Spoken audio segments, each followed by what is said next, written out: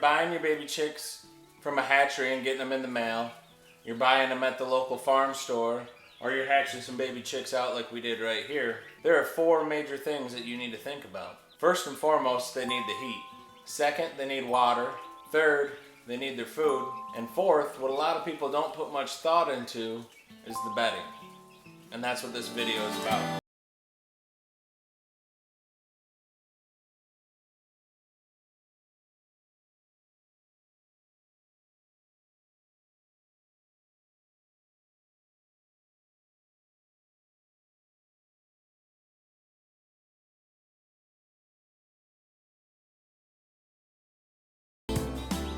What I like to do is put a fresh heat lamp in there every time I put fresh baby chicks in here. You do not want your heat lamp going out in the first week of these baby chicks being alive.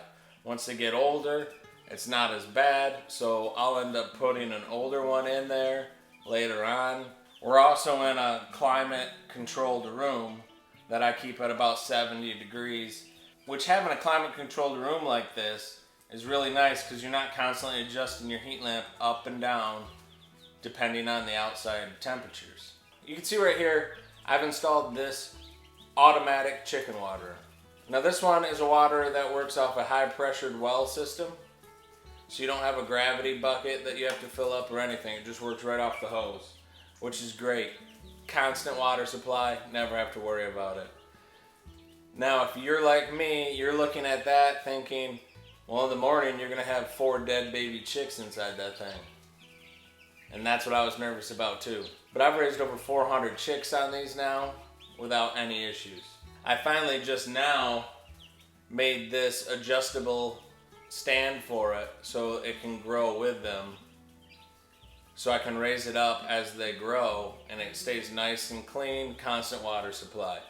That is number 2 behind the heat. Now when they're real little like this, I like to use this style trough feeder, and I like to put it right by the heat lamp for them. Eventually I'll end up going to the hanging style gravity feeder. For anything less than 50 chicks, they only need 1 of these, and then I switch them right over to the gravity style automatic feeders. You could probably just go right onto the gravity style system, but I like this just because it gives them more room at first, so they don't have to fight over it. It's easy for them to find. I can put it right by the heat lamp. Works great. But one thing a lot of people don't put much thought into is the bedding. Now what most people do, and what I used to do, you put a thin layer of wood shavings down, and then in a couple days you scrape it up, sweep it up, and put more wood shavings down. But actually, the best thing to do here is put down, I've got close to 6 inches here of wood shavings, and these are nice thick wood shavings, so it's airy, they're not packing down solid. And what happens is, as the baby chicks grow, they end up scratching it, and they scratch their own manure in there. And this whole thing will become its own microbiome and start decomposing that manure itself, and you won't have the odor of the chickens. There'll be virtually no smell, and it creates a nice healthy environment for your baby chicks. And best of all, you hardly ever have to change it. I raised 400 baby chicks, 100 at a time.